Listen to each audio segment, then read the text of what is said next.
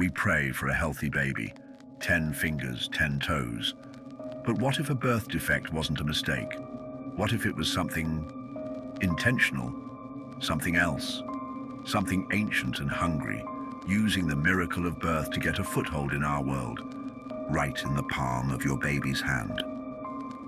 Sarah and Tom had just moved into their dream home, a beige-on-beige two-story house in a brand new Nevada suburb, where the identical rooftops baked under a relentless sun.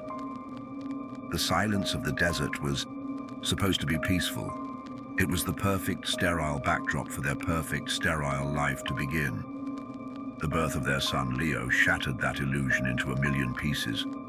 The delivery was tense, not because of complications, but because of the hushed, frantic whispers of the doctors afterward. When they finally placed the baby in Sarah's arms, she saw it. In the center of Leo's tiny, wrinkled left palm was a perfect miniature mouth. It had soft, pink lips and a wet, slick interior. It pulsed slowly, like a sea anemone. The doctors called it a localized teratoma with extreme differentiation, a string of meaningless words to soften the biological horror of it. They sent them home with pamphlets on rare birth defects and a referral to a specialist 1,000 miles away. Life with Leo became a domestic nightmare. The mundane rituals of baby care were twisted into acts of terror. They had to keep a thick cotton mitten on his left hand at all times, not to prevent scratching, but to muffle the faint, wet, smacking sounds it made. Every time Sarah went to breastfeed, a cold dread washed over her. She would hold Leo, her body tense, terrified the mitten would slip off, that the other mouth would try to latch onto her. The baby himself was listless, sickly. He wouldn't feed properly from his normal mouth. He cried a weak, mewling cry, his body growing thinner by the day. The doctors were stumped. He was, as they said, failing to thrive. One afternoon, sitting in the silent, sun-bleached nursery, Sarah was at her breaking point. Leo was crying again, that same pathetic sound. She was holding him close, rocking him, her tears dripping onto his blanket. The mitten, loose from his constant weak fidgeting, slipped off. Before she could react, the tiny hand shot out with an unnatural speed, the mouth in its palm clamped onto her forearm. Sarah cried out, expecting the gummy bite of a normal baby, but felt a sharp, piercing pain, like 100 tiny needles. It had no teeth, but it was drawing blood. It was feeding, and as the small, horrifying mouth suckled, Leo, the baby, stopped crying. For the first time since his birth, a look of serene, blissful contentment washed over his face. He let out a soft, happy sigh.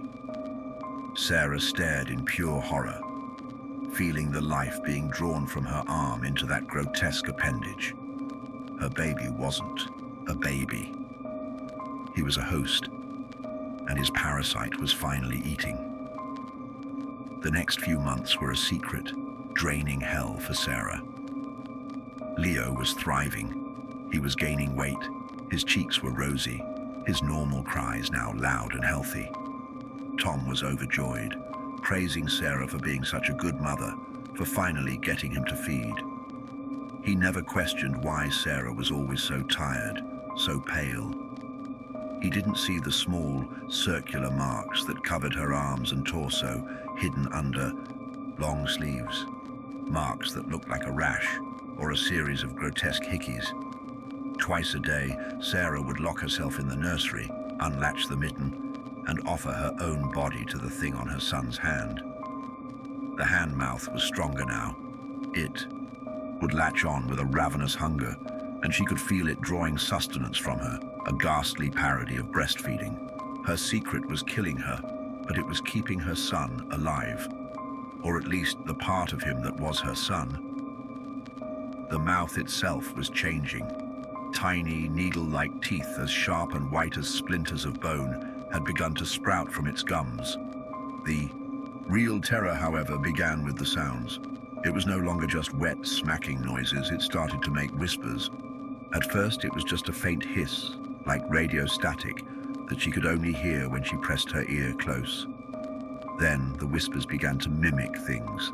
The electronic jingle of the baby mobile, the sound of her own voice, shushing. It was learning. It was a separate consciousness, a passenger in her son's body, and it was waking up. One night, while feeding it, the whispers became words. It wasn't Leo's voice, it was a dry, ancient rasp. More, it hissed against her skin. Hungry. Sarah pulled away, horrified, but the baby started to cry. She had no choice. She let it latch back on, and as it fed, it whispered again. Scared. Sarah, you're so scared. It knew her name. It knew her fear. Tom came home late one night to a silent house. Sarah, he called out. No answer. He walked up to the nursery. The door was ajar. He pushed it open and saw Sarah in the rocking chair, her back to him, cradling Leo in the dark. She was deathly still. Sarah, honey, you okay? She turned the chair slowly. Her face was ashen, her eyes completely vacant, like a doll's. She didn't seem to recognize him. She slowly, deliberately raised Leo's left hand. The palm was wider now, its lips a dark, angry red. It opened, and it spoke. Not in a whisper, but in a clear, resonant adult voice that echoed with ancient malice. Tom, it said, don't be afraid. Sarah's just resting. It's our turn to talk. Now, some voices should never be heard. If this story made your own skin crawl and you felt something wriggling in the back of your mind, do us a favor and smash that like button. Murder the subscribe button and turn on all notifications so you never miss another nightmare. And here's a question for the bravest of you. What's the one secret you carry that you'd be terrified of if it ever learned how to speak? Haunt the comments below. We're dying to know.